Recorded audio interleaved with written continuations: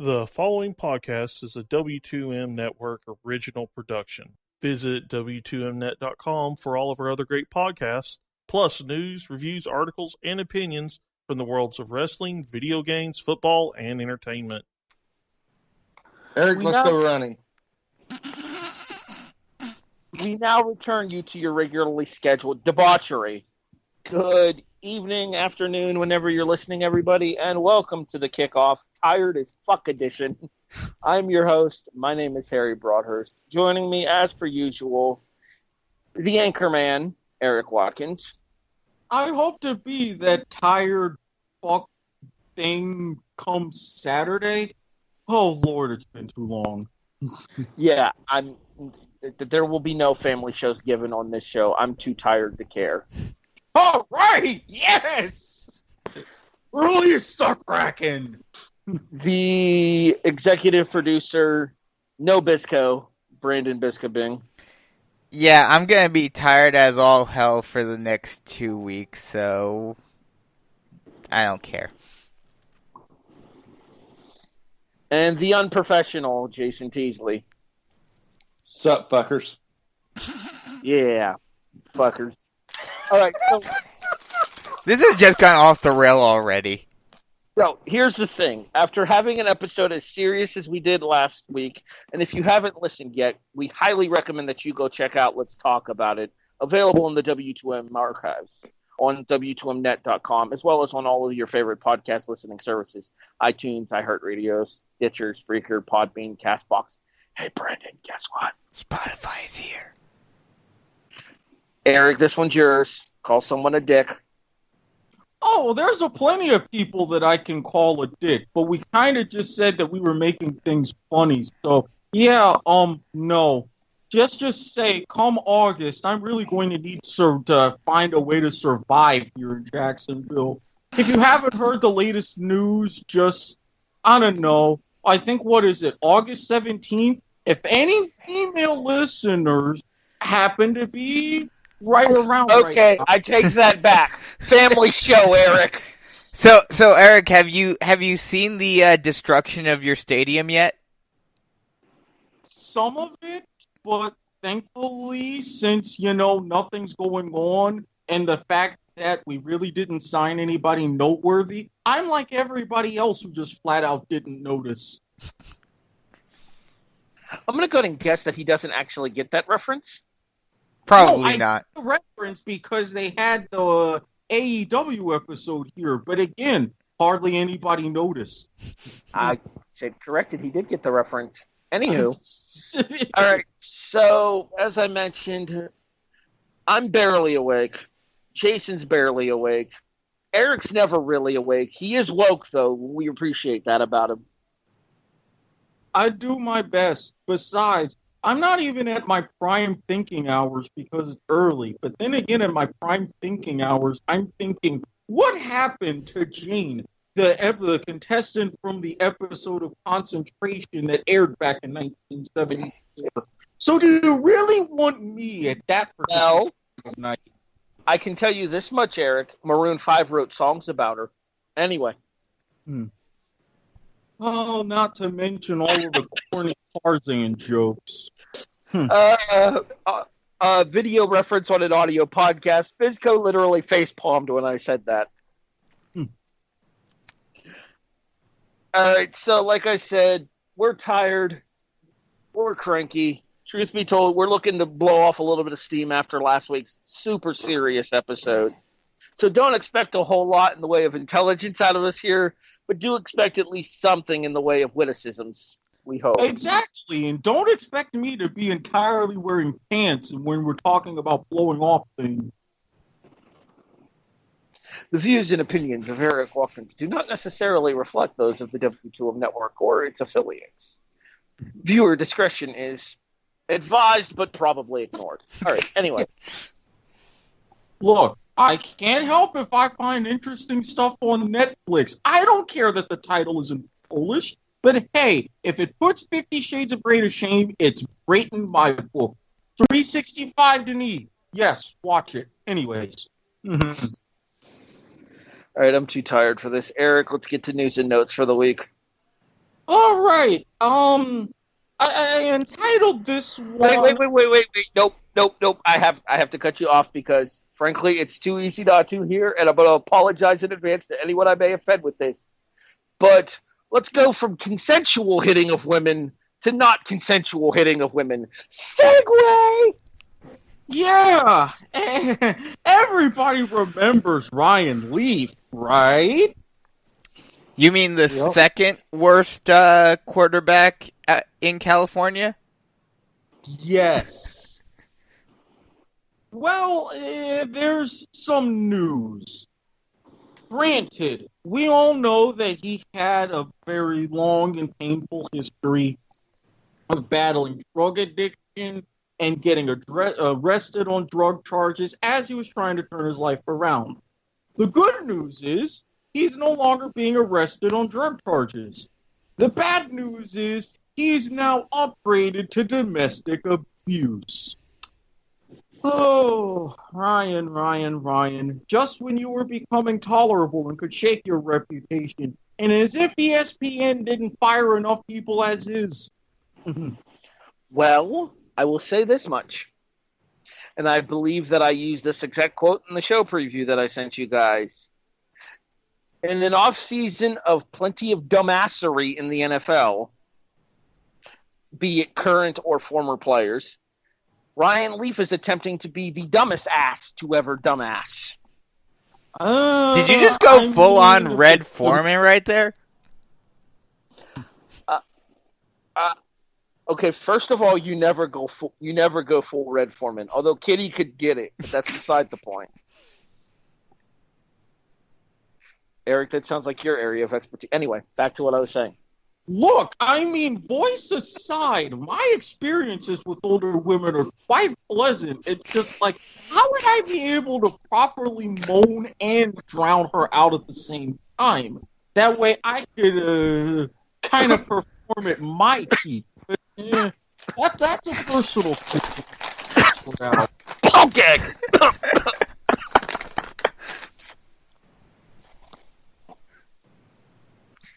Jason, your thoughts on the Ryan Leaf story? He's a bitch. That's enough said. And that's Ryan Leaf talk. All these years later, Indianapolis getting proven correct once again. Mm-hmm. Oh, Chargers. No wonder you left San Diego. You hadn't been able to do things right for decades. I mean, hell, they couldn't even get Eli Manning to agree to go there. Well, you gotta figure his dad was like, hey, look, I had a career for playing shitty teams. Nope. You ain't going through that. I mean, most of the Giants teams he was on sucked. How many Super Bowls has your team won? Living in the past, let's go. I'm sorry. My watch is broken. It's like 116 and 116, right? Something like that, time-wise? Yeah. Suck it, Eli. Anyway. It's impressive that you're wearing two watches, though, Eric. All right, let's move on. We've given that ass clown enough attention. Exactly, and you didn't see me in my heyday when I would wear 4 watches, have them all properly synced, and moving time zones from east to west as the farther you went up my arm. But that's a story for my childhood for another day. I'm not sure if anybody would get the reference for what I titled this one, The Brothers Transfer. Anybody? Yes, I believe I do. Okay. Because I was kind of going... The first thing I thought in my mind... Whoa. Before you would say what it is, let's test Bisco's attempted reference. It is, I forget how you pronounce his first name, but it is Tua's brother is transferring. Yeah, that's part of the story, but I mean, where I... Jason... Yo. If you're going to eat chips while we're doing a broadcast, at least have the decency to mute the goddamn microphone while you do so. I was not just going to shit. say, if you're going to eat during the podcast, at least eat something that's much more enjoyable, like I would be. But I'm sitting on my couch alone, so that's not possible. Ass is not available here. And you guys thought episode 69 was rough. Continue, Eric. But yeah, I was thinking, hey, nobody except for me remembers that old Nickelodeon cartoon, The Brothers Club. Let me use this to my advantage. Hence, the Brothers transfer. Yes, not only is Taglia Tagoviloa transferring out of Alabama and into the Big Ten, where he's going to go to, well, call it what it is, Maryland. But Cam Newton's brother, Caylin, is going to follow in old Big Bro's footsteps and head on down to Auburn to see what he can do. So actually what's going to happen is Kaylin's going to follow in Cam Newton's footsteps and be unemployed here shortly. Ooh. Possibly. Here's the thing with Auburn. Auburn hasn't really had a running quarterback since Newton, and I don't think Gus Malzahn's offense lends itself to a running quarterback. Jarrett Stidham was a pocket passer. Not a particularly great one, but a pocket passer nonetheless. Well, he's good enough to be in New England, so take that for what it's worth. He's Belichick's problem now. Although watch Belichick turn him into a 12-win quarterback just to spite me. Well, Shut up, Bisko. I see it formulating. well, I mean, I forget who said it, but did you guys see the former Patriots tight end say that he thinks that the Patriots are going to be better without Brady? Well, it wasn't Gronkowski because he's Brady's teammate now. And Aaron Hernandez is just hanging around. Jason's first real contribution to this episode. Thanks for that. I was expecting a different figure there.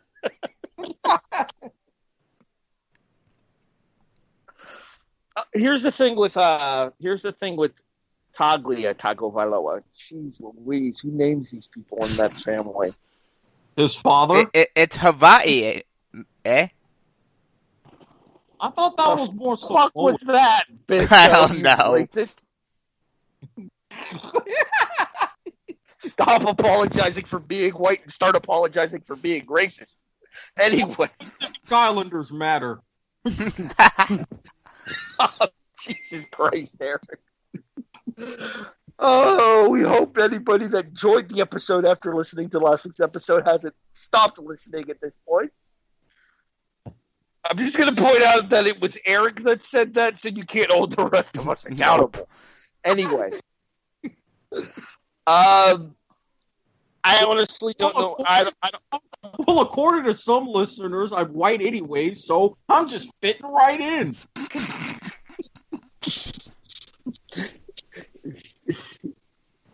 I don't have a way to respond. I guess you have to keep it up. We're taking your sheet away.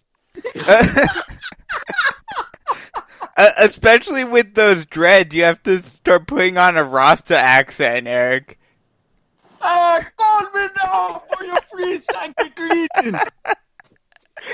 Wait a second. Hey, Bisko. Yes. Didn't he used to be Jamaican? Jamaican me crazy. Oh, God. Fuck you, Mike Adamley. Anyway. You knew I was going to make that reference when you set me up like that. You know what? Just for that, Mike Adamley, you can eat a dick. Anyway, isn't he dead now? I think he died, didn't he? Man, I'm just an asshole. Telling a dead man to eat a dick. Look, Harry, I knew you were a lot of things, but reverse necrophilia, come on, man. That's a line even I don't cross. That we know of. Anyway, back to the topic at hand. As this train has gone completely off the rails. We never had rails to begin with. Come on now. I've actually never seen Taglia play. Mm-mm. That's because he hardly ever really did at Alabama. No, I mean even in like clips and stuff. Like I've never even seen any clips of this kid playing. Well, he's what? Only a. To have. What year is he in, Eric? Sophomore? Yes. So, I mean, he was sitting behind his brother last year anyway, so, you know. Would he be a redshirt sophomore or a standard sophomore? I think redshirt because he could take that shirt because he didn't play the 4 games. So then he would have been sitting behind his brother for 2 years at Alabama. Mm-hmm. So my thing with the two brothers here, though, the two younger siblings of the more famous relatives, is Taglia is going to Maryland. So let's be honest, expectations aren't exactly going to be high. I think Caylin put himself in a no-win situation, though, because inevitably everybody's going to compare him to Cam, and he's not in a situation in a Gus Malzahn system where he's going to be able to be as successful as Cam was in the Auburn offense. Was the Malzahn was not the head coach when... No. I know that. That wasn't going to be my question. I keep on forgetting how to pronounce Tua's brother's name. Taglia. Or if he was he not going to start? Well, I understand that Saban was leaving it open.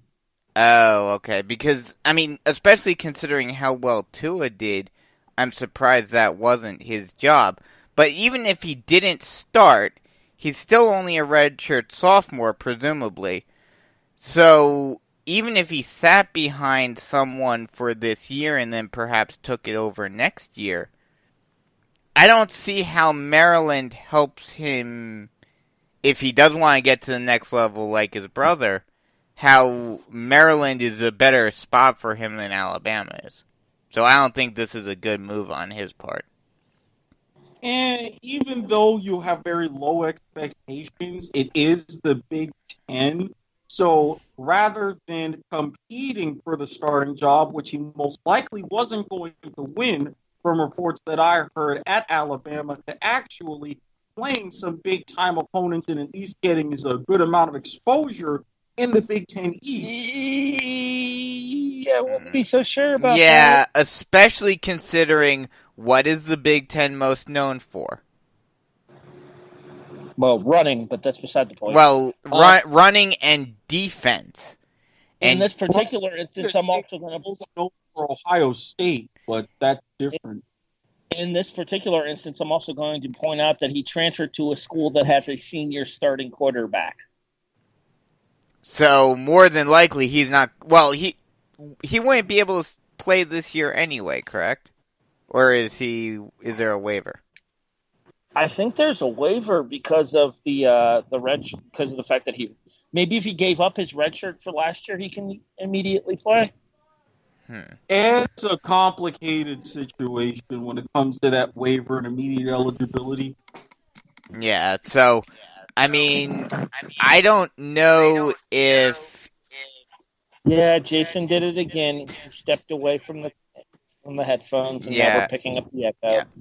But yeah, I don't know if he would be. I don't think it would benefit him at Maryland because you're gonna have to play against Ohio State. You're gonna have to play against Michigan every year. You're gonna have to play against Michigan State every year, and those teams are well known for having tough defenses. And did you forget somebody there, Bisco? Yes, sorry. Penn State as well, who is also well known for playing good defense. So, oh yeah, that team. So yeah, the Big Ten East is probably the worst place to be as a quarterback who wants to get to the next level. You have to be very, very good if you want to succeed in the Big Ten East against those staunch defenses. Eric, real quick. 5-7. Rebuilding. Just because you beat us for one national championship because our quarterback had a brain fart and threw 5 interceptions doesn't make you better than us. Thank you very much. Yes, it does. We are. Anywho. Jason's muting us all because he's frankly over it, apparently. This is what happens when you follow West Virginia football. There's really nothing to talk about. Exactly. I mean, hey, for all the times you talked about number one teams coming into town, at least they're number one. Yeah, people have to go ahead and wait for someone to show up for them to have a number one team. So, how it goes. And the one time they did get to number two, well, we know how that ended on this broadcast. I'm poking the bear and I'm not getting a response. I'm a little pissed He's just off. not even acknowledging it. Hey, at least my team beat a top 5 team last year. You just started jock riding South Carolina. Shut the fuck up. I know, but I'm still saying that they doesn't count. knocked Georgia out. Nope. Your official fandom of South Carolina does not start until this calendar year. Fine. If we even have football. The Georgia victory. You do not get to claim the Georgia victory. Fine.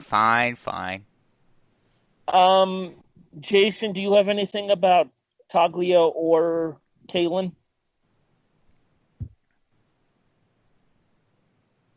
Unmute your microphone.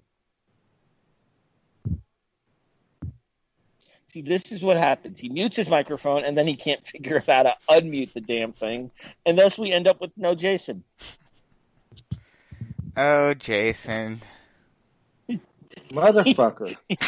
I mean, there you go. Look, he's the chairman, so he had to have his moment where he was being the chair. That happened.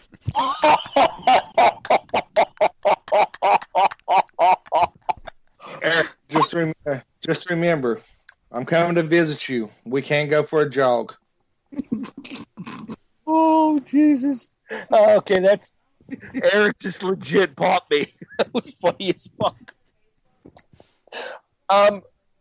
You know what it is? You know how, Eric, you know what it is? The way that he was looking at the computer there? You know how some women have resting bitch face? Yeah. That was Jason having resting senior face.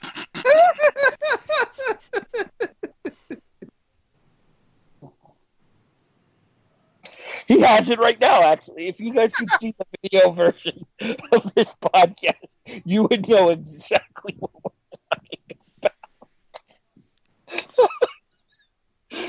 And we've broken Harry. I'm good. Next topic. Yeah, well, one that I'm having is the deep tease because we may do some rescheduling. And the time that all of this has gone on, the NFL suggested, floated, and then tabled their discussion to replace the onside kick. There's a part of me that's a little bit disappointed. Jason, I'll let you handle this one first because we talked about this in an earlier episode. I wasn't paying attention. The potential replacement of the onside kick in the NFL has been tabled for now. Your thoughts? I mean, I want to see the onside kick to remain. I do see that the whole fourth and 25 or fourth and 15.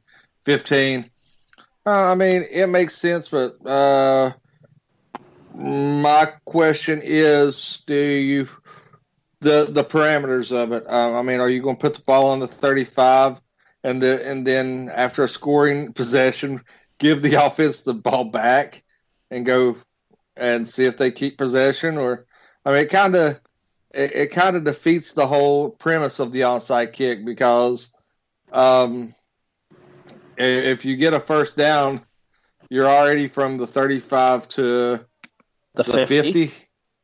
So I can actually answer that a bit. It would not have been at the 35. I believe 30. It would have been closer to either the 30. I heard at some point 25, but it would have been the 30. You would only be able to try it twice per game, and it would not fully replace the onside kick. You could still opt to do a traditional onside kick if you chose. Oh, okay. So it would be completely eliminated. I don't think the risk justifies the reward of keeping the onside kick in the NFL, though. especially with the statistics that came out that the majority of major injuries that happen in the NFL happen on kickoffs. Well, quit being Not to pussies. mention, with the rate of success with the onside kick, since you had the new kickoff rule, if you could do it in the old traditional format where you can attempt it that way, I would be fine with it. See, this is what I think, and I know the big problem here with this theory is injuries and everything, but I'm sure you could figure out some way of having it be safer. But essentially, my thought would be line up on one side of the ball like they used to, and you could even have the receiving team forced to be lined up a little further back, and basically have essentially like a scrum for the ball. That's just encouraging more injuries. Yeah, I know that's the big issue, but like the main reason they were discussing changing the format for the onside kick is because of the amount of injuries that happen on kickoffs in the National Football League. Yeah. No, Exactly. And the severity of said injuries involved here. Yeah, I understand that entirely, and that's why it won't happen. But while I don't mind the 4th and 15 concept, I do think that there could potentially be a way to do it to where it's not taking away the onside kick, while at the same time also increasing the likelihood of its success. Well, I think there need to be more parameters as far as when you can use an onside kick in the NFL in order to limit it. Like if you're down by 20 with 2 minutes left in the game, you don't get to onside kick. Your ass got beat for most of that game. You don't get a chance to try to sneak out a victory with 2 minutes left in the game. Oh, and I completely agree. And I have plenty of ideas for this scenario and others, but you're going to have to wait to the Squid's Crazy Rules episode of the Kickoff. Stay tuned for that in the near future. In tribute to Bill Maher and Politically Incorrect, we are officially dubbing that episode of the show New Rules. Oh, and he also does that on real time. He ends the show with it. Still. The one other thing I'll say about this is I think the reason I do think that this rule will go into effect eventually.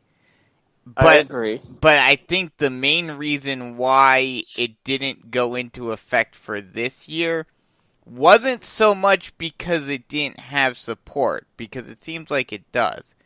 But the main reason why it didn't go into effect this year, and it won't go into effect this year, is because there were so many bigger issues that the NFL has had to deal with this year that has superseded it. Well, that's actually part of it. Like with the NHL and figuring out their playoff format, they didn't want the qualifying round as a best of 3 for the teams that would have to go up against Patrick Kane and Carey Price. It became a best of 5. The 4th and 15 didn't go into effect this year because it's Patrick Mahomes and everybody else. Well, I would argue as well that it's a case of not having the opportunity to have as many practices as you would get in a traditional offseason is going to affect your ability to execute certain plays as well. That is true. Jason, anything to add? Nope. All right. Do we have a 4th news topic to cover? I actually do have one other news topic to discuss. Let me see if I can find it real quick. Yeah, there was one that Jason brought up that I was going to tie together, and one that I originally mentioned that I'm actually calling an audible. But all of them are themed in sort of a way. All right, well, let's go to what Jason wanted to discuss because it actually is relevant towards the NFL season. So, Jason, go ahead. Floor's yours. Oh, I mean, I actually got to participate now? Shit. It'd be nice. You are a co-host. Look, we already have issues with executive producers not wanting to do stuff on this network. We can't let it get over to co-hosts as well. All right. Well, the big news that was just came out in the last couple of days is the NFL veterans will be able to return. I think it is the 25th or 27th. I think I seen. Yeah, so that gives us promise and puts us on a fast track. Yeah, I mean there is restrictions and everything, of course. Is it going to be subject to like the state's rules as well as to whether or not they're allowing the facilities to go? Because I think that does a disservice to the NFL if they have certain states that are allowing teams to practice and other states that aren't. Because those other states that are those other states that aren't allowing teams to practice are going to have to find somewhere else to hold facilities.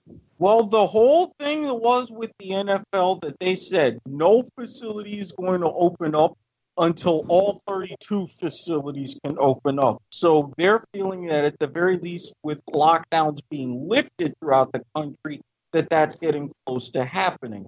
Plus, it also ties into the fact that they're looking to shorten the preseason for this year, so that's a plus. I was going to tie that into the fast track with college football, thanks to the NCAA Football Oversight Committee laying out guidelines for team practices and how they can go about leading up to the season. That's going to be effective July 13th. Or if you're scheduled to play in week 0, you can begin July 6th. And, of course, the whole Reggie Bush thing. Yeah, and that actually, what Jason mentioned ties me into what I was going to say, which is, did you guys see what John Harbaugh said I forget if it was today or yesterday. I heard I saw that he had something to say about the coronavirus. He said that let me get the actual quote, but he said essentially that the rules that they have in place right now are basically humanly impossible. He said I've seen all the memos on that, and to be quite honest with you, it's impossible what they're asking us to do, humanly impossible. We're just going to do everything we can do. We're going to space, we're going to have masks, but it's a communication sport, so if we want to get out there and have any idea what we're going to be able to do, we have to be able to communicate with each other in person. We have to practice. So that, I'm wondering how many other coaches have similar thoughts about this and how that may affect where we are in terms of having a season and the quality of the season if we do get a season this year. Let me pose a hypothetical option to resolve that. Mm-hmm. Give offensive and defensive teams microphones to communicate pre-snap. I agree. Not to mention take lessons from what they did in Australia. You would have teams coming in and working in like smaller groups. Go ahead, have the different defensive and offensive units, like your wide receivers, all that, slowly start working together. And then as you integrate, have the offense and defense go really separately. Then finally bring everyone together as a team and do your final bits of solidification. I got a better solution. Why don't every team hire someone who knows ALS and just go from there? I think that would be a good idea in theory, but I think that there would be a sharp learning curve for a lot of people in terms of ASL, American Sign Language. Yeah, because that would... Someone knows Lou Gehrig's disease? That's what I thought. He meant ASL. Yeah. We're teaching Lou Gehrig's disease. So, no, see, if you teach them Lou Gehrig's disease, nobody's going to know what the hell's going on. People will be confused. There you go. I mean, look, Steve Gleason is already living out a very happy point at this point of his life. I don't think he would need an additional job. Okay, I'm gonna move us forward before any of us say anything offensive about Steve Gleason. Anyway, back to the idea though. I think that the in-helmet communication, similar to what you had in like the XFL this year, would work for the NFL this year, just in order to avoid those necessities for the face-to-face huddles and everything.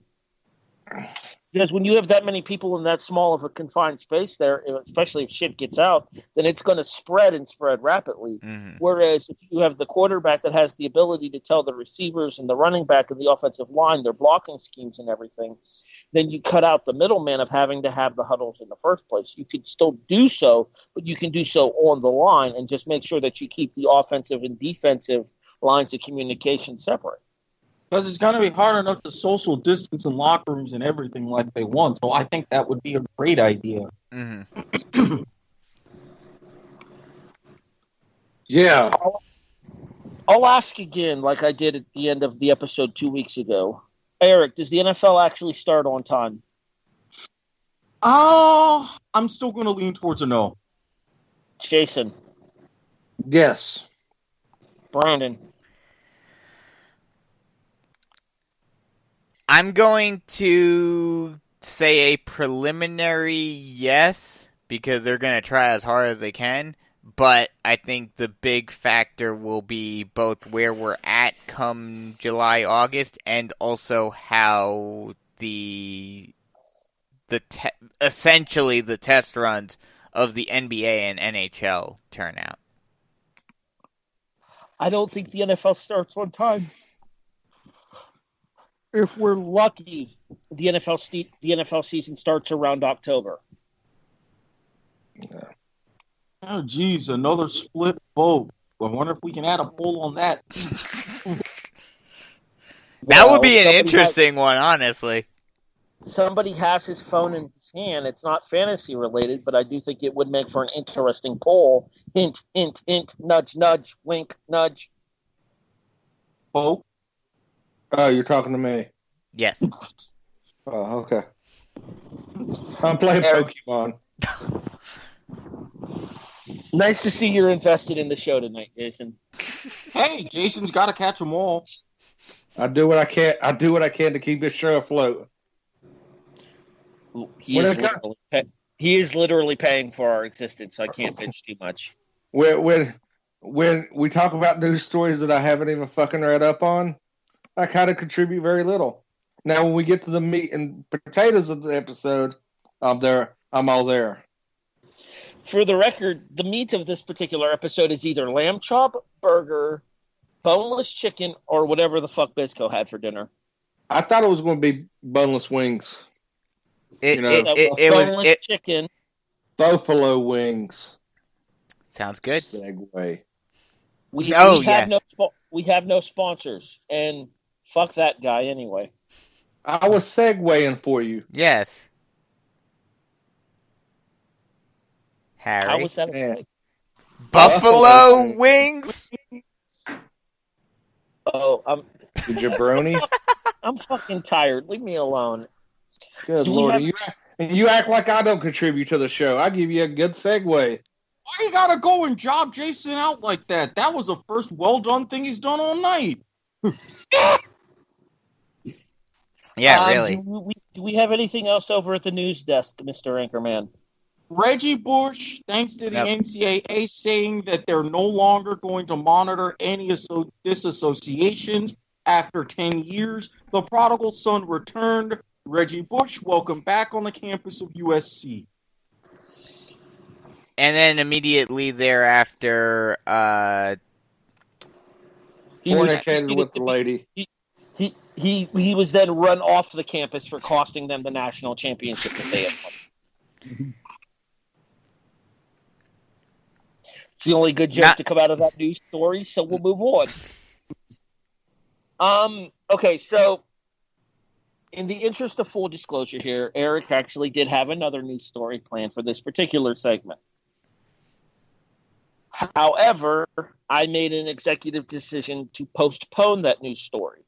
Eric, would you like to tell them what the news story was without going into too many detail?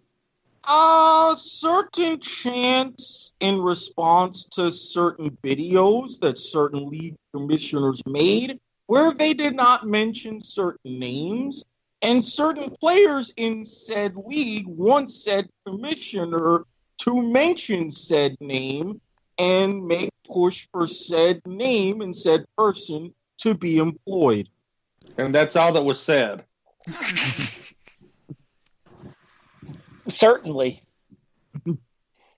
Here's the thing. We are going to discuss the Black Lives Matter NFL story once again coming back up. We are going to discuss Roger Goodell, specifically not mentioning Colin Kaepernick by name. We are going to discuss the massive amount of fallout that has happened since the last time we did our Let's Talk About It episode. However, given the tone and tenor of tonight's episode, I did not feel it appropriate to do so tonight. We will, however, come back to this topic a little bit later on in the offseason when we talk about it again in a further episode. Unfortunately, it's very hard to do a not-so-serious episode of the Kickoff right now because of everything that's going on. Thus, why we're taking this opportunity to kind of just fuck around a little bit and have some fun tonight. What are you talking about? I'm dead serious. I wish I was fucking around tonight, but no. Okay, I'm going to answer both of those. Eric, think about Saturday. Jason, how many Pokemon have you caught tonight? Shut up. Five. Exactly my point. All right. Hold on. I got something new. I got to check it out. I got to catch them all. My heart's so true. Okay, you know, real quick. Harry, you know it's my destiny. Pokemon, you're my best friend. Oh my God! Are you? No, just cut it. Cut it. No. I'm going to point out something here. I don't even get the reference that he's talking about. I've never played any of the game. No, he's talking he's talking the theme song of the Those show. are the lyrics to the theme song. Yeah. Yes, I knew what they were. It's just they're completely lost on me because I could care less about Pokemon. You could care less? Or you could not care less? I could care less. You could, so it's possible it ranks very high. So there's things underneath it that you could care less about than Pokemon. He is technically correct. The best kind of correct. The only reason I care about it is because my girlfriend plays it. She has Eevee on the new Pokemon game for the Switch. I have Let's Go Pokemon Eevee Edition 2 on my Switch that Kenzie plays. Please tell me. You and I will be talking about this off air. Please tell me that was a Futurama reference there, Eric. Number one, yes, it was. Good. Number two, oh boy. Yeah. There's about 5 or 6 jokes I could have made with what Harry just said that he would actually defy everything and drive down here and smack me upside my head himself if I told him on the air. I'm just leaving it at that. First of all, Bender 2020, you meet Sax had your chance. Yep. B, shut the fuck up, Watkins! C, that wraps up news and notes for this episode. We now move to the reason that this episode is actually happening here as we continue our greatest of all teams and move to the AFC East for this one, which, of course, as everybody knows, is Dallas, Philadelphia, That's a callback, people, for those of you who don't get that reference. I saw Bizko kind of chuckle there, so I appreciate the pity humor. Obviously, this is going to be Buffalo, Miami, New England, and New York. And much the same way we did with the Giants on our last episode that we did, the greatest of all teams, we're going to save the Bills for last the same way we saved the Giants for last for their division. We will do the same thing with the Jaguars as well, which will make them the last team we cover. And frankly, if there's not a more accurate description of the Jaguar franchise in general, I don't know what it is. Remember when Jacksonville had a football team that wasn't a gigantic laughingstock? Pepper's mom, remember?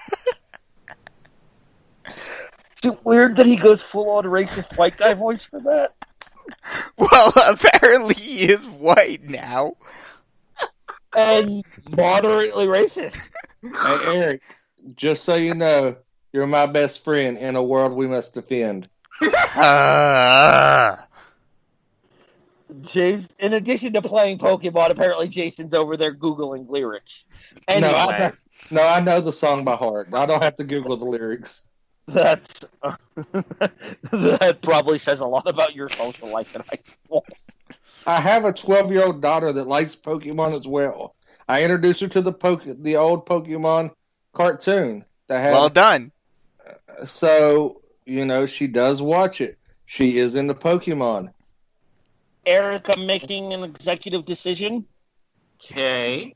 Even though he's kind of the owner of this network, I'm making an executive decision. We are changing the name of tonight's episode. To Gotta Catch 'Em All? Yes. The Gotta Catch 'Em All greatest of all teams edition. Oh my god. Okay, now that we're officially done fucking around, let's actually get serious. Oh no, we're not. You know we're not. But let's get a little bit more serious here. Let's continue. Can I get serious for a moment? I can't get serious. I'm not drunk.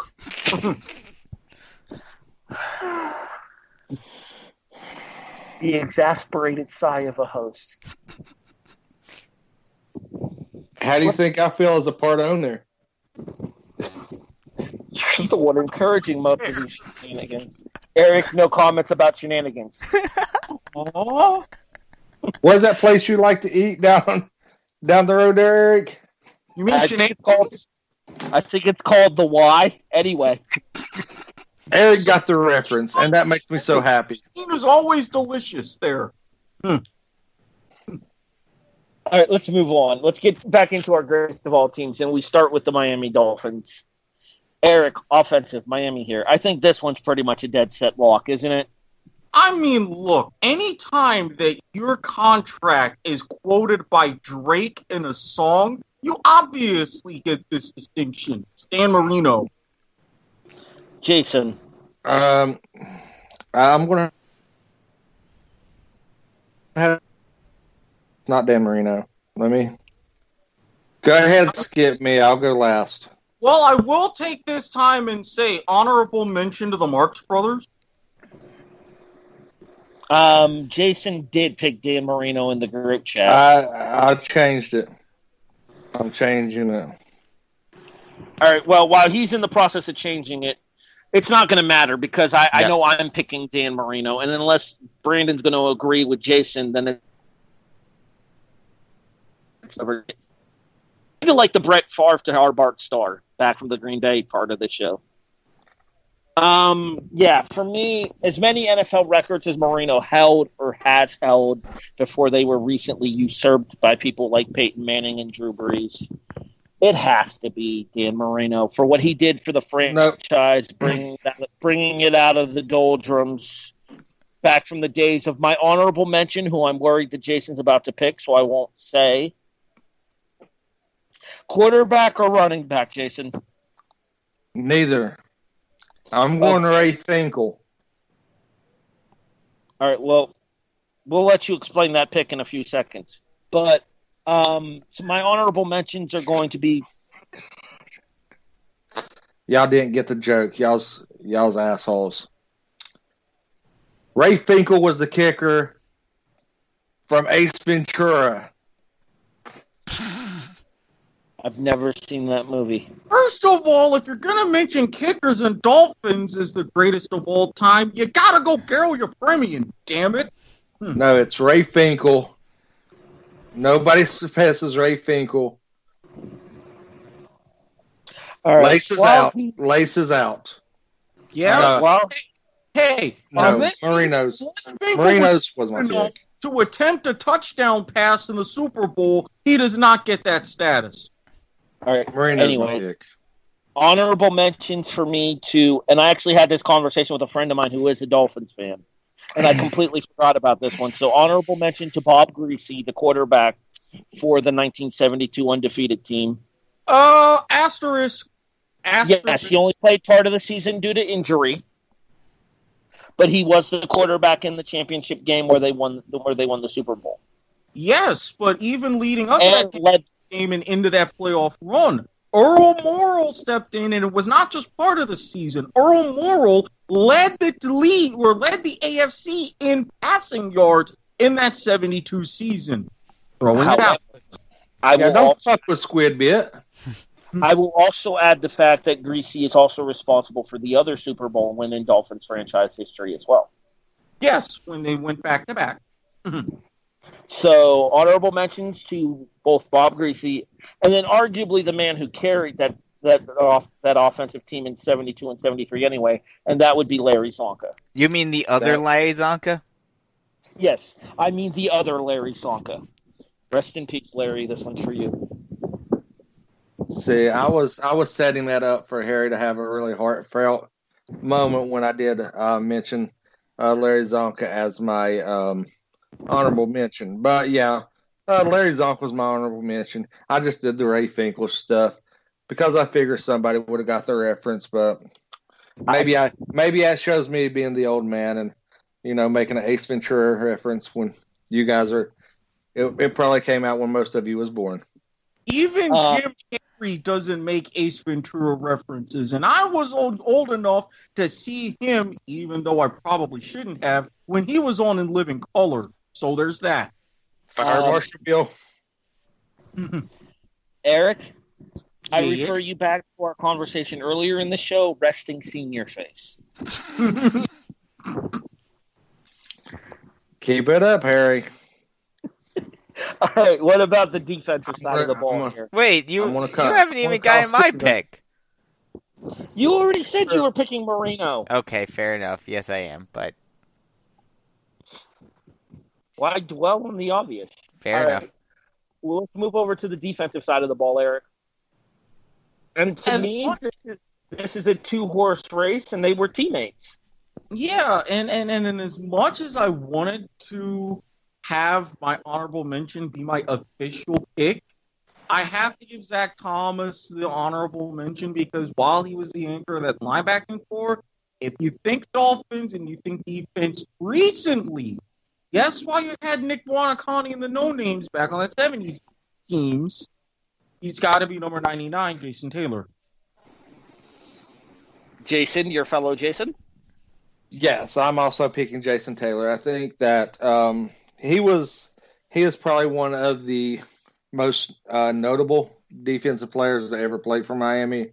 And, he's probably also, from everything that I remember, I mean, I could have clouded judgment because I did like him when he was playing back in his days. He was also one of the more respected players to play the game for Miami as well.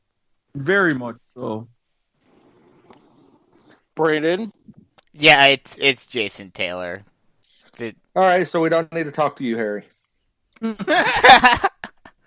Well, actually, I have another honorable mention that was not mentioned that was brought up by the same Dolphin friend that I was... Remember how I picked Joe Sherbert for Cleveland based on potential? Mm-hmm. Yes. I think you can make the same argument for somebody in Miami right now based on potential, and I am referring to Cameron Wake. Yeah. If he stays. Yes. Well, obviously, it's franchise dependent on what he's capable of there, but in regards to our overall pick for Mr. Taylor, 15 years in the NFL, 13 of them with the Dolphins, 139 and a half sacks. Hold on, I'm getting the exact numbers here. 8 interceptions and 46 forced fumbles. Pretty impressive numbers. Not too shabby. All right, so that wraps up Miami. Let's move over to New England, and we start with Jason offensively. I mean, this is a no-brainer. The most famous sixth-round pick to ever come out of Michigan, and that would be TB12. TB12 2.0. Yes. As we've previously... No. I would take Brady over Bradshaw. Well, of course, but... He surpassed Bradshaw. In terms of the nickname, Bradshaw had it first. He was the original TB12. like we discussed in the Pittsburgh Steelers episode. Nobody cares about Bradshaw, though, or the Steelers. Honestly, hey, all y'all Yinzers, send your hate tweets to @Turkoglu822 on Twitter and send all of your hate emails to s.garber@gmail.com. You son of a bitch! Hashtag gimmick infringement. And he stole the proper way of describing it, too. Something. Disco. Isn't it obvious? It's the man that had the most the most successful career in Patriots history. He killed it in New England. It's Aaron Hernandez. No, I'm kidding. I was going to make that joke myself, you son of a bitch. Great minds think alike, I guess. But Actually, I'm going to state for the record that it killed him. But anyway, continue. Yes. Well, but hey, you keep on hanging around like he is and anything will happen. All I'm going to say is you're welcome for the material I produced from 4 years ago. All right. But no, it's obviously Tom Brady. I mean, he is the Patriots. He is the man. You know. Yeah. I mean, I'm picking Brady as well. I'm assuming Eric is picking Brady too. With honorable mention. We'll talk about those in a second. We'll talk about honorable mentions in a second because I have a caveat here and I want to get your guys' thoughts on this. Fine. We have caviar? I have a statement about my honorable mention, and yes, I'm not recognizing him by name because that old boot wearing fucker can still kiss my ass. Welcome to Tampa. Well, before we get to our honorable mentions, here's my caveat here. Let's say Brady goes to Tampa Bay and doesn't perform well. Do we write off Brady's accomplishments as a system quarterback, as many have called him? Or do you think that... Yes and no. Despite the fact that... Let me finish before you guys answer. I'll get to you individually. Do you think despite the fact that even if he doesn't perform successfully in Tampa Bay, the fact that he had as many accomplishments as he did in New England has already solidified his legacy? Jason, I'll start with you. I think that his legacy has already been solidified. It doesn't matter. I mean, he could be described as a system quarterback, but he still led that team. He still elevated players that, that organization, him and Belichick, elevated players well beyond their actual abilities. And they took players that nobody else wanted to take a chance on and set records with him. Also known as Randy Moss. But, I mean, back the only thing that I do remember that I will say about this is the time that Eli and Brady did meet, and Eli told him the only way he's going to get a ring from him is if he took him to Jared's. Bisco. Would Brady underperforming in New England hurt his legacy? Would Brady underperforming in Tampa Bay hurt his legacy in New England? Yes and no. Because, yes, I do think it will, it'll give ammo for the people who say that he is purely a system quarterback. But at the same time, you also have to take into consideration how the Patriots do without him. If Jarrett Stidham, especially Jarrett Stidham, is able to take the Patriots further in the playoffs than Tom Brady is able to take the Buccaneers in the playoffs this season, then yes, absolutely that puts his legacy into question. But hey Harry, where's the Buccaneers? Under my bucking hat. Thank you for asking. But we play the classics on this show. Continue. So, while yes, if that happened, it would raise a lot of eyebrows. But, at the same time, the fact that what he did, you can't take that away from him. And I'm going to give you guys two names to prove my point. Joe Montana and Brett Favre. They both had Hall of Fame careers, primarily with one team, and that's where all their success was. And then when they left that team later on in their careers, they did not do nearly as well. Did that hurt their legacy in any way? Little bit. Brett I mean, Favre the best example because of what he did in Minnesota. True. And I'll have other examples. And at the Jets. The Jets, that was debatable. my And thing with again, Montana- what Joe Montana did as a Kansas City Chief, including beating the Niners, and what he did on Monday Night Football against John Elway. I would argue too that with Montana and Favre both basically in the twilight of their careers as well when they went elsewhere too. I think Jason actually raises or not Jason. I think Bisco actually does raise a decent point though in regards to the Jarrett Stidham performance thing, and I kind of talked about that when we were mentioning Caylin Newton going to Auburn. Me mentioning Stidham's performance at Auburn. Stidham wins 12. Let's say Stidham wins 12 games in the AFC East this year with New England. I think it proves that it's the Belichick system that works in New England and maybe not necessarily Brady himself. For example, Matt Castle. Yeah, I mean, I was just going to say, even before Brady completely left the team, you have seen situations where he's gotten injured and other quarterbacks have had to come in and have been successful in New England, like Matt Castle and like Jimmy Garoppolo. Eric, your thoughts on the question that I asked in regards to the legacy of TB12 there. Would him underperforming in Tampa Bay hurt his legacy in New England? As much as I would want it to, no. And I'm going to give examples of my own. One quarterback who we're going to mention later, everybody remembers him for the team that we're going to be coming up on next. Nobody remembers when he finished his career as a Los Angeles Ram.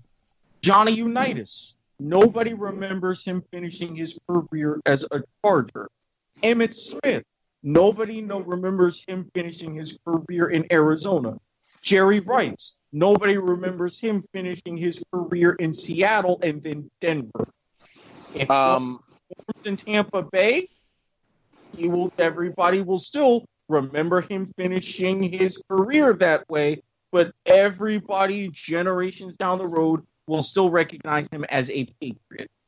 And you know what? He'll remember the Titans. I think the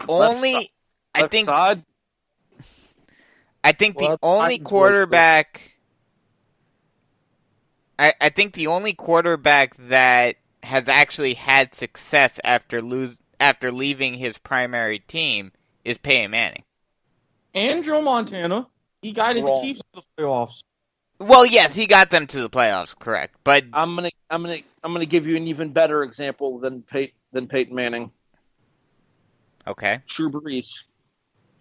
Brees was never really the top. Like, that was the whole reason why he left San Diego in the first place.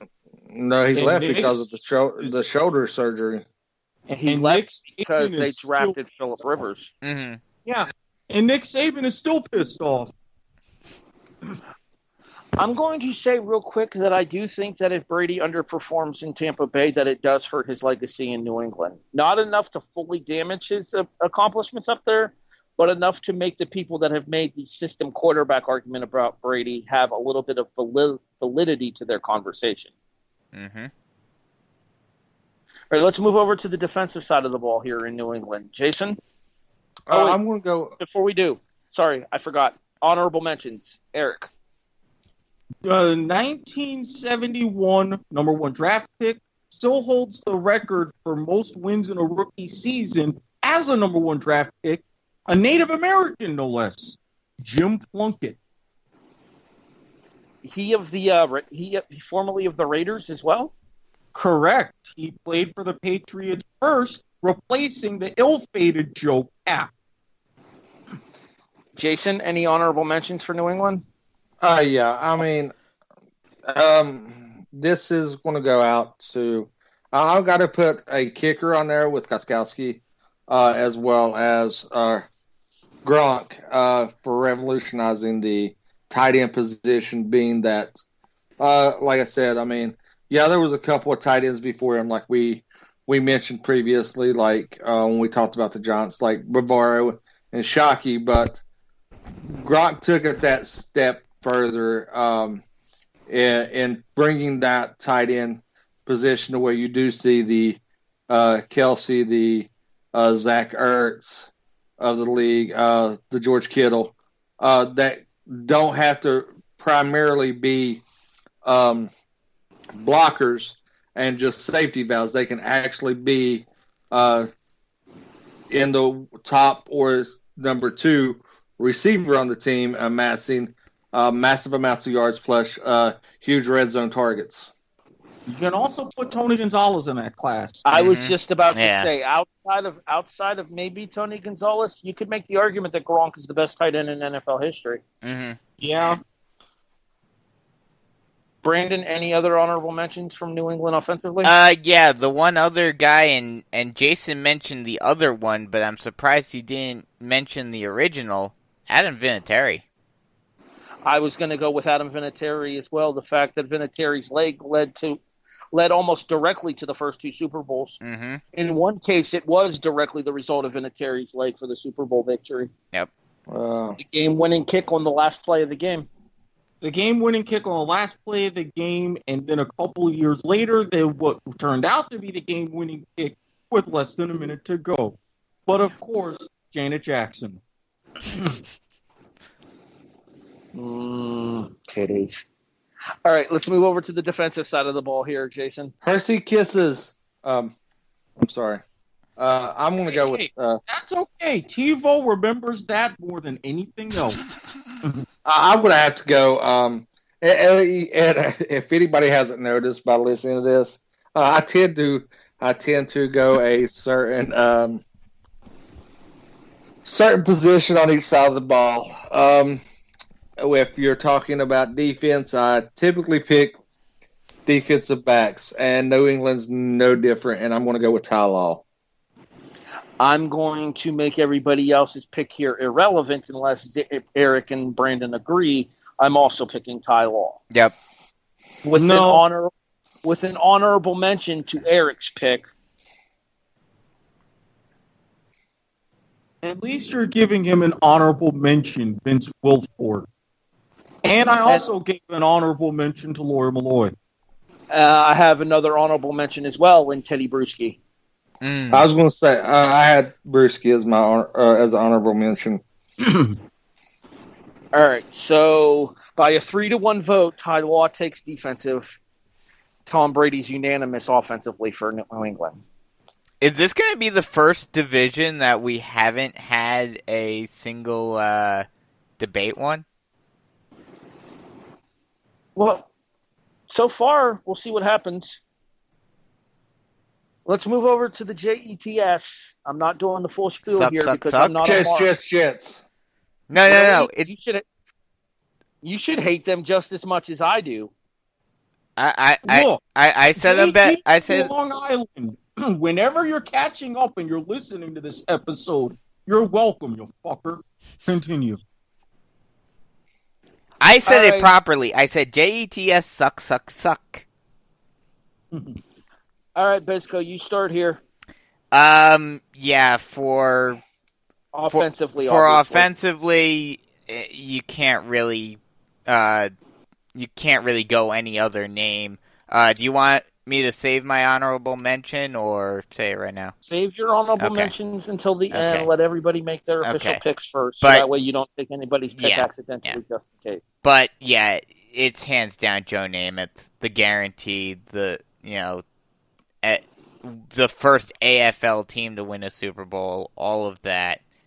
It's Joe Namath. I have an honorable mention of my own that I'm going to save for later because nobody else said it, and I think he was arguably one of the faces of the franchise for the time that he was there. However, the Jets franchise would not be what the Jets franchise is if Joe Namath hadn't run his mouth back in 1967. 69. Yeah, 69. Nice. Leave it to Eric to know that number off the top of his head. These things write themselves sometimes, folks. That's all I'm saying. I'm just along for the ride. Eric, Namath? I mean, the man who I mentioned finished his career as a Ram. Not just the guarantee, but actually threw the game-winning pass in the first ever overtime regular season win in NFL history in '74 against those pesky Giants in the Yale Bowl. Joe Namath, 26-20. Jason, I saw you shaking your head here and waving us off because apparently this is going to be another Brett Favre Bart Starr situation. No, I mean, you're outnumbered and wrong. No, I mean, the person that I have could very well be listed in that conversation, and I'm pretty sure it might be one of your honorable mention. And I'm going to actually go with Curtis Martin. I believe that was Bizco's honorable mention. Yes, it was. Yeah, I mean, you can do whatever, I'll give Broadway Joe his credit, but I mean, Martin was like I said, a lot of things. You got to also look at the era that the player played in. So Martin was kind of in that hybrid of where athletes were becoming bigger, stronger, faster, and he was still an on-field presence.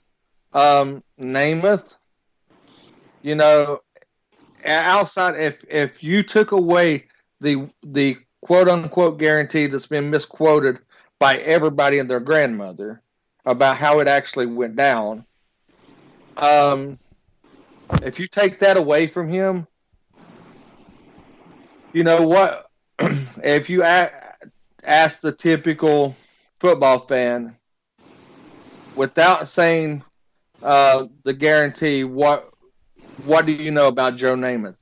They're going to be stumped. The guarantee gets so overhyped, and I think that leads to a lot of his legacy more than what his on-the-field play did, opposed to Curtis Martin, where Curtis Martin actually did things on the field, and he's known for his work rate rather than I will say that the numbers for Martin are impressive. Mm-hmm.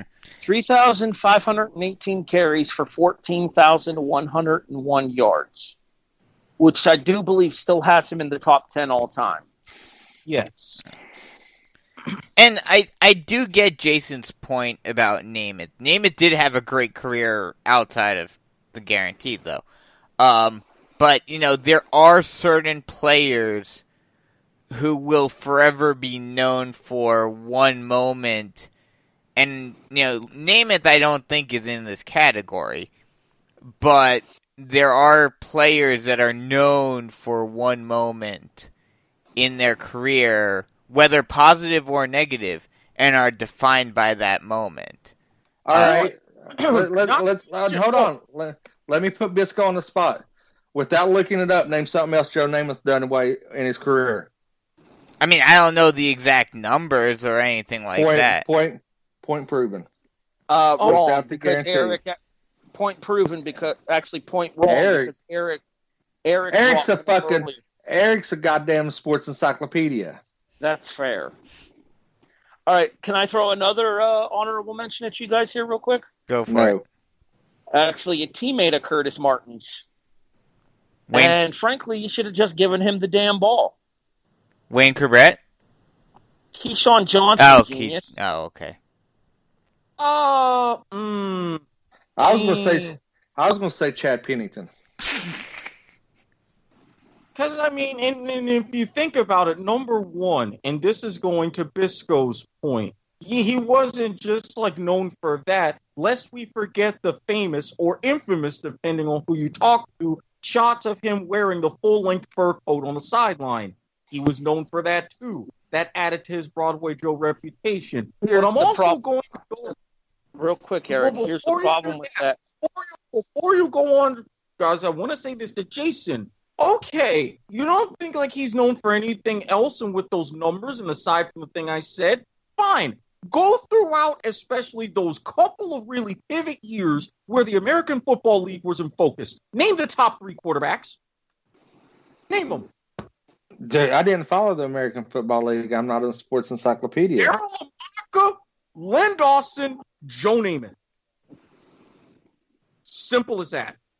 Okay, but I'm actually going to say that your point about the fur coat on the sideline actually goes to Jason's point, because that's an off-the-field thing rather than an on-the-field accomplishment. Where during the game, It's still not. It's an off-the-field accomplishment, though. He's wearing it on the sideline. It's not a performance. and I can actually, He's more known for his antics than his play. okay, well, so was Derek Sanderson, but damn it, the man still won a Stanley Cup. Well, we don't talk hockey here. I mean, Yes, so you is do. You so, just don't. so is T.O., but, he was still well known for his accolades on the field. That proves my point. The thing with Namath is, and yes, Martin's a workhorse. Don't get me wrong. Martin was one of those dependable guys that you knew whenever you handed him the ball that at the very least he was going to do his best to get as far ahead as he could.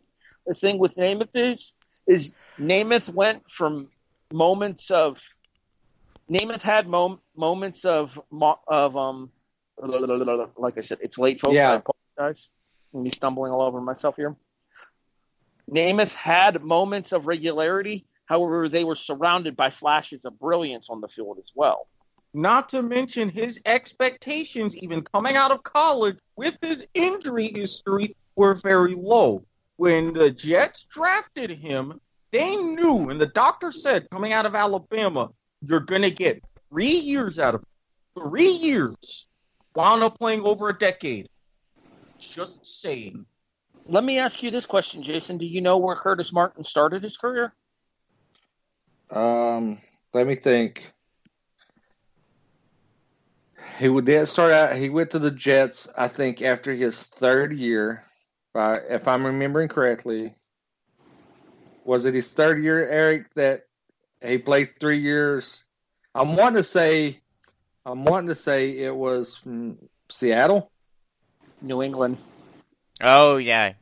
Yeah, and then was it his third year or his fourth that he went Third. to the Jets? He was correct about the third year, but it was New England. And here's where I think Martin actually has an advantage in that regard there. Moving from one division rival to another, you actually know the teams in that division from playing them on a year in, year out basis. So I think that gave Martin an advantage there. Mm-hmm. I think with the whole Super Bowl concept being as new as it was in the Namath era, and the more of the mixing of the AFL and the NFL at that time as well, that's what led to more of schedules and opponents that you weren't used to playing on a consistent basis. And on top of that, I think without that win, yes, an AFL team would have won eventually, definitely.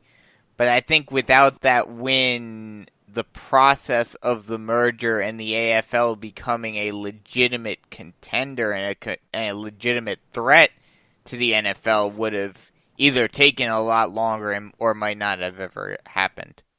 There actually have been stories, not just as going on through time, but even reports for those sources who were around at that game and around in that time working in both leagues. Had the Jets not won and the Colts took that title, it would have been the third in the row for the NFL, and the NFL-AFL merger would have been dead. Flat out dead. So what you're saying is Namath and the Jets single-handedly changed the course of history for the National Football League. Not just that, but if you look at who was head coach for the Jets, he was head coach for another very important game. I don't remember. Yeah, I'm trying. Weeb Eubank, who was also head coach for the Baltimore Colts. Oh, okay. In 1958. Okay. I'm trying to think if that was Fog or Ice. That was the greatest game ever played. Correct? The 23-17 game? Amici! And the Colts are world champions. Although I said that backwards, but correct. Believe it or not, you had both Lombardi and Landry as assistant coaches for the Giants in that game. All right, let's move over to the defensive side of the football for the Jets here, and we'll start once again with Bisco once he's done coughing. I mean, there's a whole island named after him, so is there any doubt on this one? It's got to be Darrelle Revis. Welcome to Revis Island.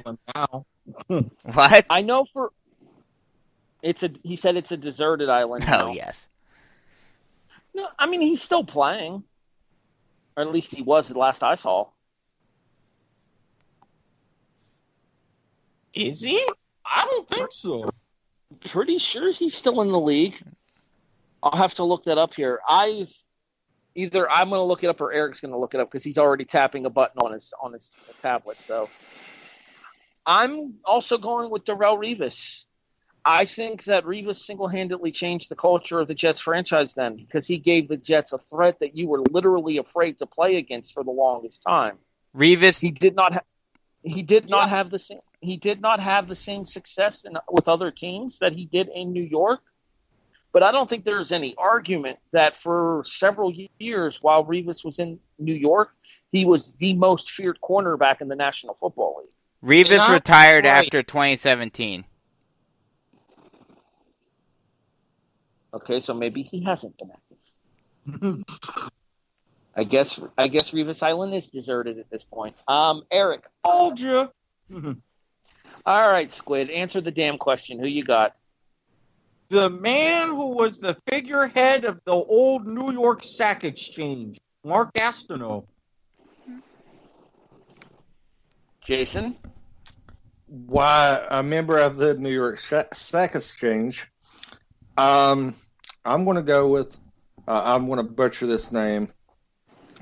I want to say it's a long E, but I'm going to say Klecko. So, I mean, I don't know. I think that he's one of the most undervalued Jets defensive player off that New York Sack Exchange.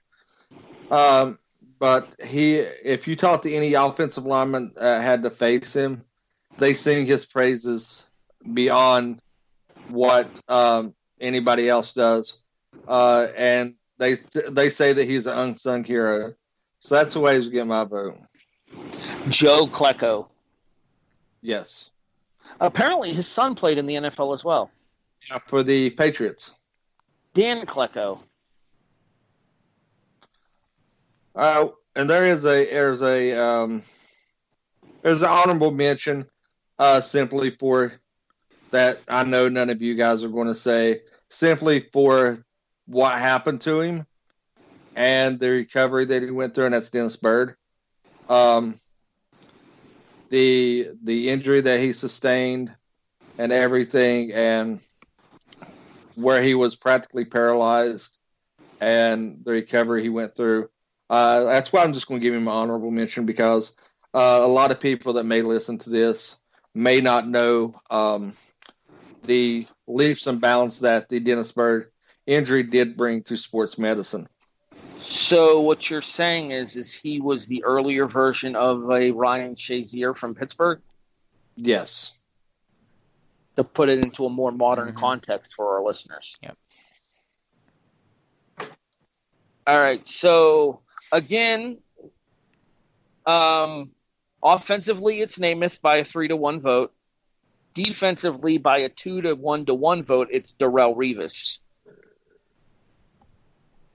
And apparently, the answer to your question, Bisco, is yes. It looks like we're not going to have a debate on any of the franchises here, because while I know offensively it's not, I know offensively for Buffalo is not a 4-0. Defensively, I think is. As the panel's resident Buffalo Bills fan, I'm going to go first. I intentionally saved myself to go first on this one, just as I did for the Giants for Brandon and Jason. I let them go first for their team. Offensively, yeah, you can talk about your Tom Brady's. You can talk about your Terry Bradshaw's. But to a Buffalo Bills fan, there's only one quarterback who wore the number 12 that matters. His name is Jim Kelly. From? Pittsburgh?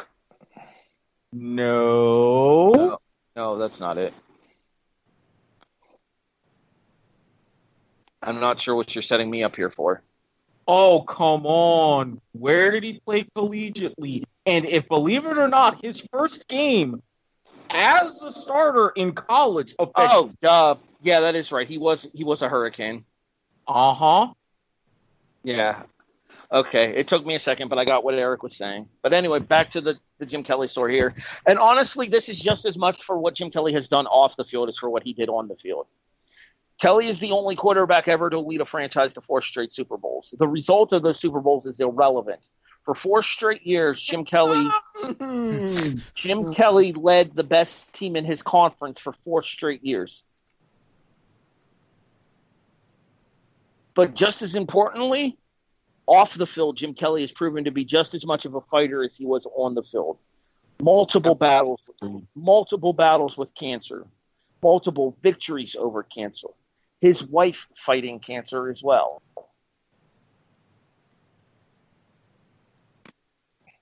Jim Kelly is quite literally the face of the franchise in Buffalo.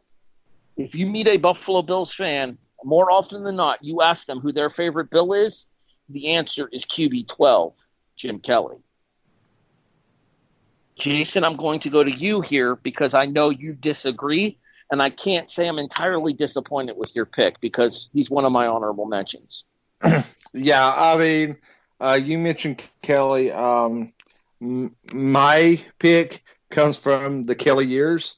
The man lined up behind Kelly, and that's Thurman Thomas. I think a lot of people don't consider Thomas as one of the all-time great running backs because he wasn't a really flashy running back. He wasn't a huge statistician when it came to, but I mean, he was one of the few hybrid power runners with finesse that the NFL has seen. So, yeah, I'm going to go with I'm going to have to throw my vote to Thurman Thomas. Though I do have love for Kelly. I will not just take anything away from Jim Kelly. But I mean, it's like, for me, it's like one of those 1A, 1B situations. You can't go wrong taking I agree with that. Put neither one of those into that slot. I'll agree with that, but here's the thing that I think sets Kelly aside. It's the type of offense Buffalo ran for those years that Buffalo was on top of the NFL. It was a very pass-dominant offense. So with the run and shoot that Buffalo was running up there, I think that Marv Levy's offense was created with the intent of getting the best out of Jim Kelly. Thurman Thomas happened to be a very good backfield piece for Kelly during the process. But much the same way as number 81 was for Buffalo as well during that time, most of the onus for that offense fell on QB12's shoulders. Bisco. I'm disappointed in you, Jason. You missed a golden opportunity. You know who the greatest Buffalo Bill of all time is? Scott Norwood. Yes! Scott Norwood. How did I know you was going to try to do the low-hanging fruit and get death glares from Harry? Because it's so much fun. That wasn't a death. Harry, how are those applications for new co-hosts going? I'm reading through them now. Well, as it turns out, our former executive producer is getting a new computer, so somebody's on a short leash. I would say that leash expands about 45 minutes. But no, seriously, Jim Kelly obviously is the greatest offensive player of all time for the Bills. And yes, I feel for the Bills, even though we started their downward spiral in the Four Falls. You ain't start shit. Oh, Norwood, but we did. Norwood hits we were the first. Norwood hits that kick, and nobody's talking about Buffalo's ineptness in the Super Bowl. I know. Norwood hits that kick. They might have won 4 straight. The Giants didn't have shit to do with that. Norwood pushing the kick had everything to do with it. I know. Well, I won't go that far. To be fair, there was actually over 1 hour period in real time where the Bills' offense did not take the field. as the Giants had 40 minutes time of possession during that game. Just throwing that out there. God, where the fuck are all these squid bits coming from? I gotta clean up around here. Save it for Saturday. Anyway, Eric, 3-1. It's 3-1, and for a variety of reasons. It was a crisp fall day in 1979. Howard Schnellenberger had just taken over his job at this team that really had no tradition, taking his mighty men up to Happy Valley to face the great Joe Paterno. Even the announcers were caught off guard as there was a sudden lineup change. So were the freshmen. As there was a change at quarterback in that day. After a 26-10 victory by the visiting team, thanks to a 19 of 32 performance by that stellar freshman quarterback, the announcer, as he was signing off, said, "Look out for Miami. They found themselves a passer." That passer wore number 12. That was Jim Kelly. He went on to the United States Football League, passing for 10,000 yards in just 2 seasons before going to Buffalo. He started the chain in Miami, leading to their success, even by starting by Team Penn State, Harry, had success in Houston as a gambler, and of course, we all know what he did in Buffalo. The choice is there.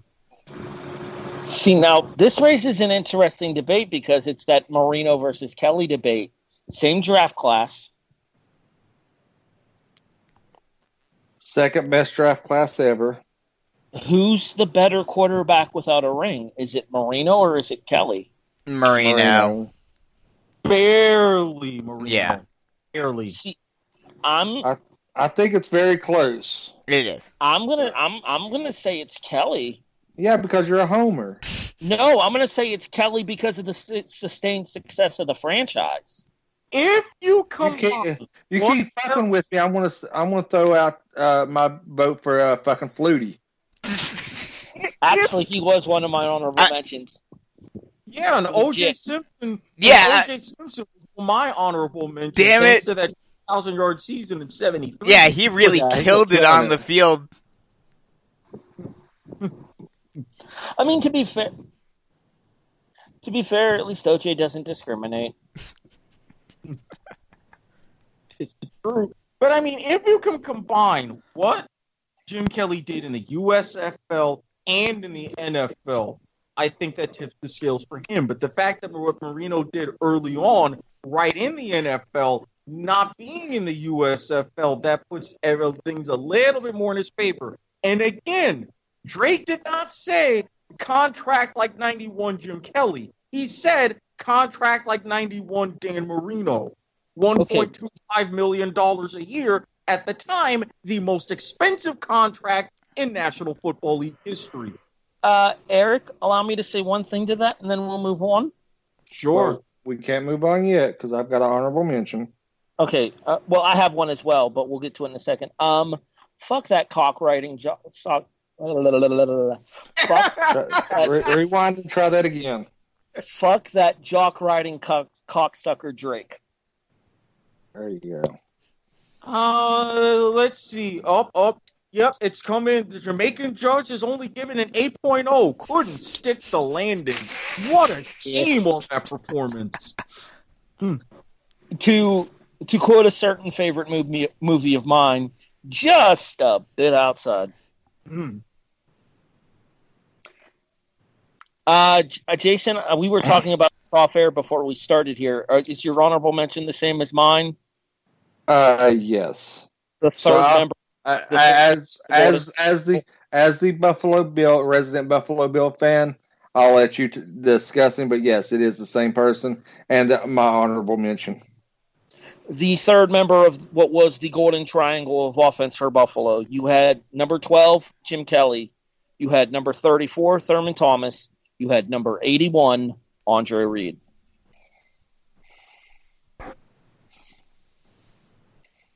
Eric's looking at me weird because he thinks I have the number wrong. I'm double checking before I thought he was 83. I'm could have I wanna sworn. say- I could have sworn Andre was 81. I am want to say checking before I open my mouth. Can I throw out another additional honorable mention as well? no. Scott Norwood?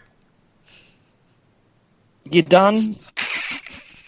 I want to say Flutie. I mean, I think Flutie's in the conversation.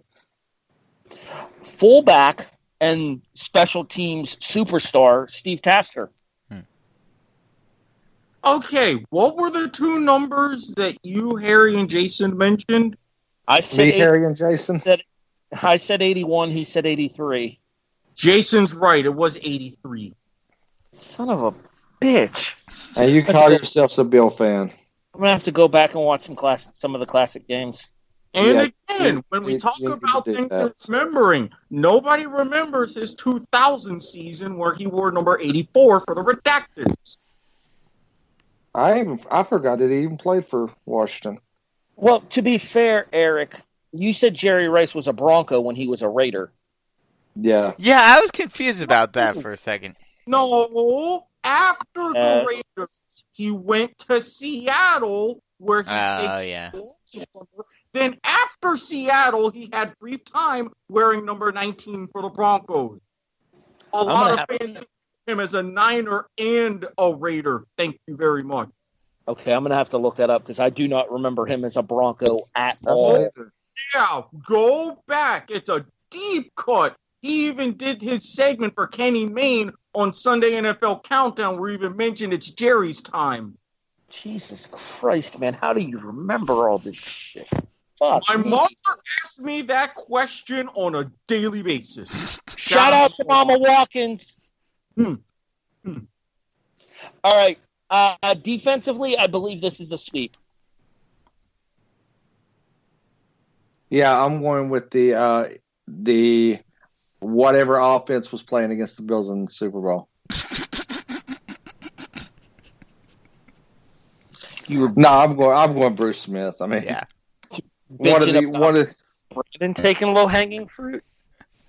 I just wanted to take a quick jab. No, I mean Bruce Smith is probably one of the greatest defensive players. I mean when I think of football, when I became a fan, Bruce Smith is one of the names that leaped to the forefront of my mind. Him and Lawrence Taylor are probably the two most notable defensive players from my childhood that I can remember. So, for nostalgic value and pure dominance, I'm going to have to say Bruce Smith, and I do believe this may be a clean sweep. It's number 91 for me. Mm-hmm. Don't look at me like that, Eric. I don't like when you look at me like that. Number 91?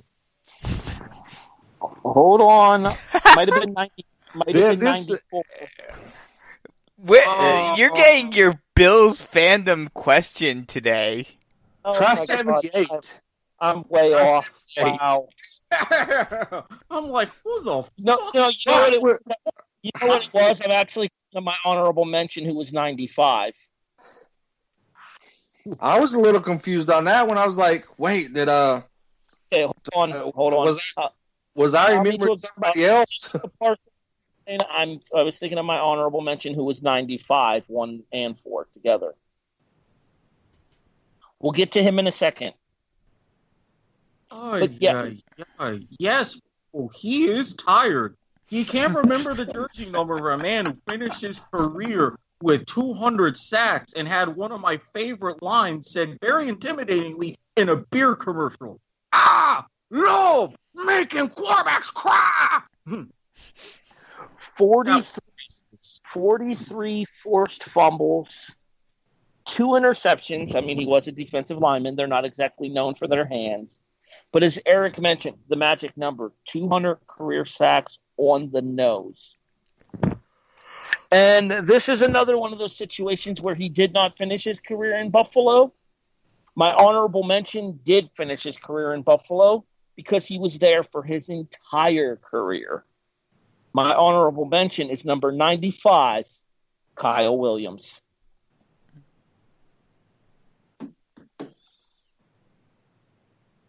Crickets. With that one. Yeah, it's unanimous. It's Bruce Smith. I am officially taking this opportunity to apologize to the Mafia. I will again point out that I'm super fucking tired. I have been up since right before 6 a.m. this morning. We are currently recording at 1 a.m. in the morning. Therefore, it's been almost a full 24 hours. I don't want to hear excuses.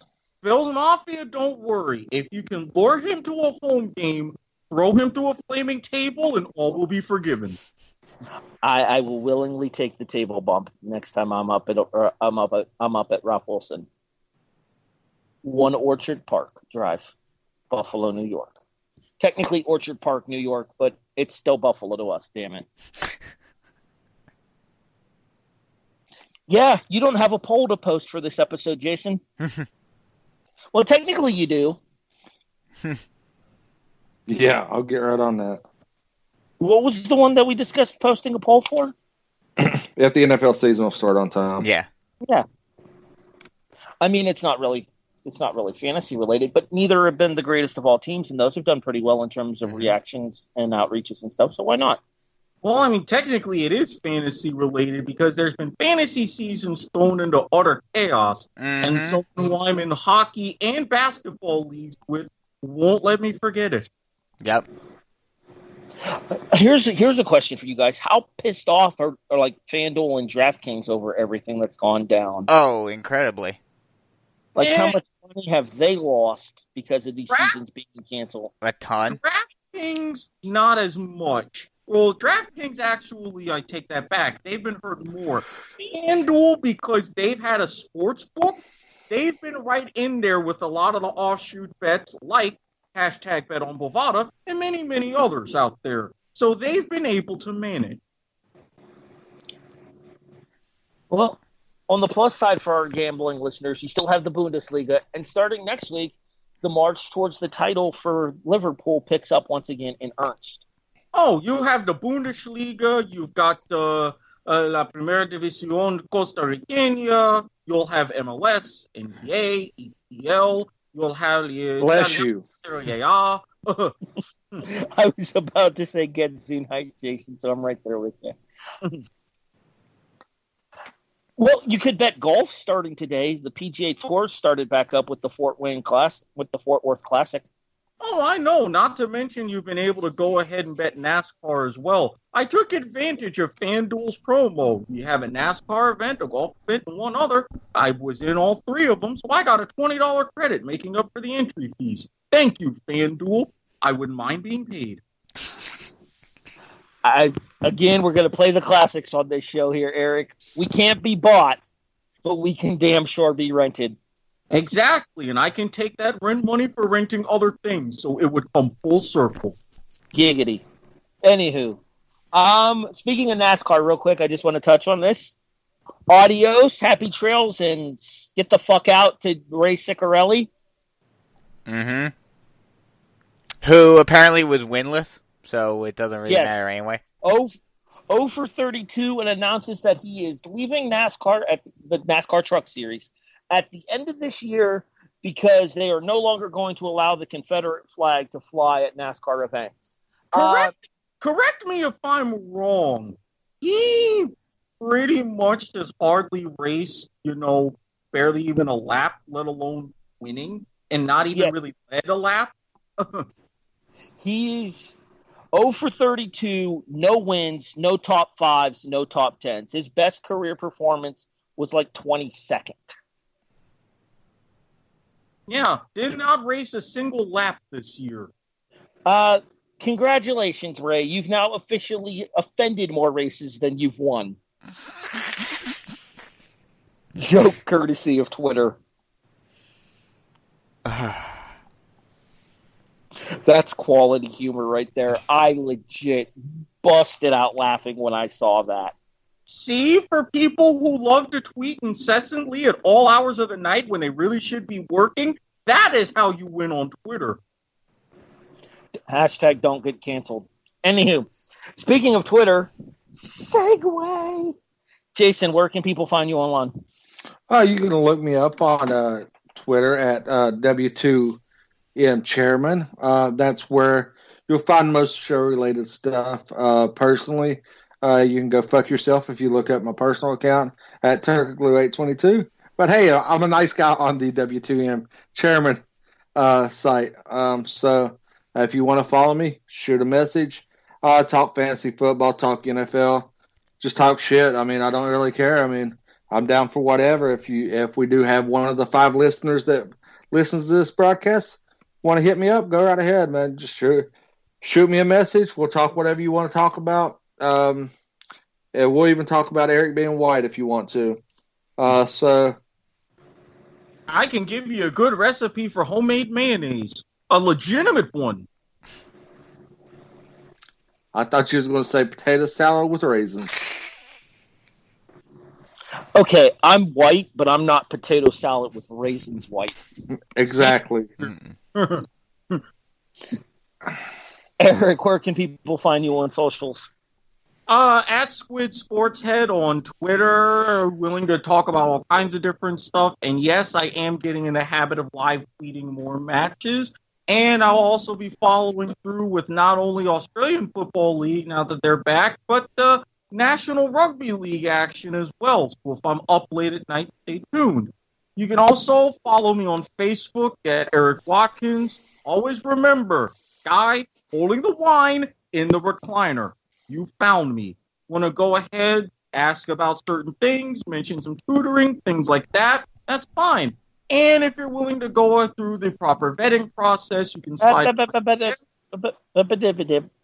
This is a we don't give a fuck episode. Just give it to them. Well, I mean, it's even still. The reason why you still have to go through a vetting process is at Superviewer is private. I still have to approve you. But hey, mute the music. It wasn't music. Okay, catch them all in a few seconds once we're done rapping. It's not Pokemon. Well, whatever it was, continue. It's fucking gymnastics. Of course it is. Women's gymnastics, all right. Especially, well, never mind. Yeah, Instagram, same, at Superviewer. You can also get access to my Telegram so you can really see the darkness of my shenanigans, and as well on Snapchat. And as always... And the darkness of his skin. Of course, you could also be in a Skype conversation with him and see the darkness of his shenanigans as well. Hey, those are still top sellers on MiniVids. Thank you very much. And as usual, all of these social media plugs are brought to you by the fine people at Rick's TNT LLC, affiliated with Dun & Bradstreet. Which, real quick, before we go any further, on behalf of myself, Jason, and Erik, congratulations, Thomas Puglisi, on graduating high school this week. Present. We will again. Bisco, where can people find you online? They can find me on Twitter at BiscoNMB and on Facebook, just look up my name. Talk sports, well, I've got some baseball coming up if you guys are into baseball. I will have some baseball to call in a few days. At least somebody's planning on playing baseball this year. Yep. Rob. Before I give my own personal plugs, I would like to point out, do not try talking about doing a show with Brandon Biskobing, because it will not happen. Right, Jason? That is correct. He's going to mute my microphone now. I know he is. Anywho, you can find me on Twitter at HEBTheEagle, Facebook.com/HEBTheEagle. It's the same for my Instagram. Honestly, if it's a website online, odds are I'm probably HEBTheEagle on it. I may or may not have a Pornhub account. I don't remember. Fuck it. Don't look at me like that, Erik. Look, hey, ain't no shame. I mean, granted, I've been a premium member for quite some time, and if I could find some footage from some of my fine folks in Pittsburgh, I could upload some videos on there. But also stay tuned in the near future for that. My account on there is strictly visual. It has nothing to do with me actually in action. That's not happening. Anyway. So yeah, ATB the Eagle on all of the major social media platforms. In addition, you can find me on Facebook, Harry Broadhurst. Feel free to reach out, start a conversation. I'm willing to talk sports, talk wrestling, talk pretty much anything you guys want to talk about, except Eric's sex life, because Jesus Christ, man. Look, don't be mad. I mean, grandmothers love me for multiple reasons. What can I say? Fucking hell.